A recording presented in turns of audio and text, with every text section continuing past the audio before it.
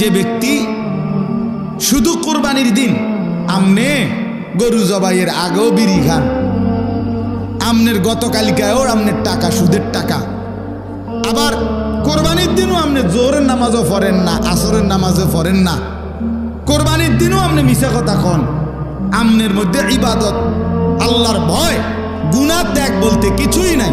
কোরবানির দিনও আপনি টেলিভিশন চান, নাচ গান চান, আমনের কোরবানি কবুল হইতো বুতে গেলেছিনি। কথা বুঝছেন না? আপনি কেন কোরবানি কবুল হবে? আপনি কোরবানি কবুল হওয়ার জন্য ব্যবস্থা নিছেন কি? গরু কিনবার জন্য না বুদ্ধি করছেন? মানুষ লইয়া গেছেন তিনজন, গরু বাজারে গরু চাইয়া লইছেন, সেটা তো ঠিক আছে, কিন্তু কোরবানি কবুল হওয়ার জন্য ব্যবস্থা নিছেন কি? কোরবানি কবুল হওয়া, গোশত খাওয়া আর কবুল হওয়া এক কথা না, জবাই হওয়া আর কবুল হওয়া এক কথা না।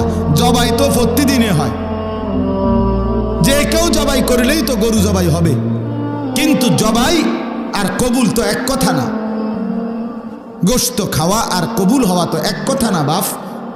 অতএব আমি আপনাদের কাছে বললাম, এটা কোরবানি কিন্তু আর 10 দিনের গরু জবাই নয়।